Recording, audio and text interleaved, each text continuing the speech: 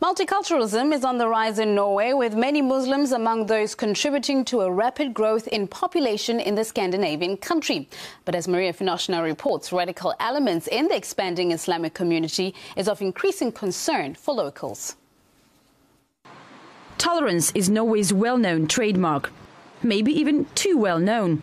13% of the country's 5 million population are immigrants.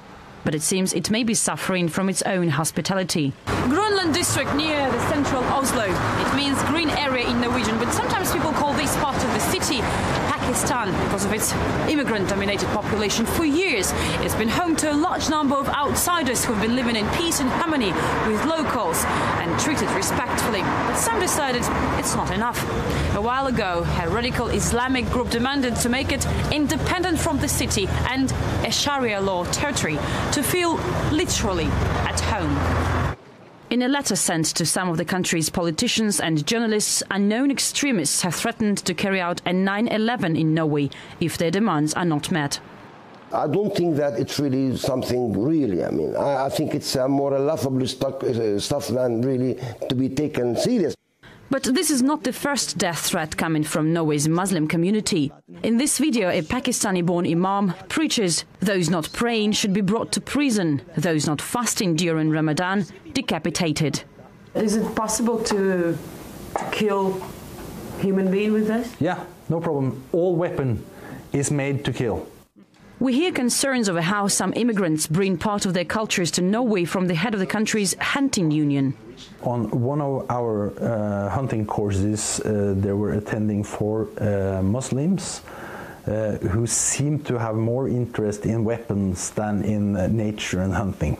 Attending courses is one of the 2 legal ways in Norway to get a personal weapons license.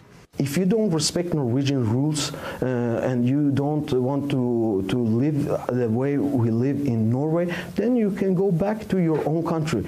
Opposition party member Mazyar Keshvari himself came to Norway as a political refugee in the late 80s. He says the ruling Labour Party is importing voters.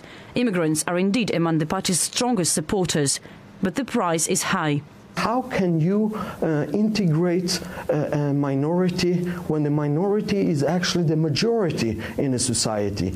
Who is going to learn from who? Whose value are you going to integrate? Such rhetoric is too familiar to every Norwegian. A homegrown terrorist killed 77 here last summer, protesting against the takeover of Muslim immigrants. Osmund was one of those on that island last July. His comrades and friends were killed right in front of his very eyes. He says he survived to fight for what Breivik tried to destroy. The most important lesson is that we never can take our grounded values for granted. We need it's a fight we never win. The fight for democracy or for justice.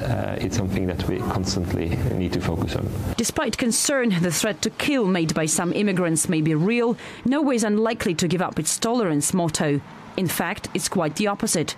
For many, the only response to Breivik's anti-immigrant motivated massacre is seeing immigrants embraced more than ever before. Maria Finoshna, RT, Norway.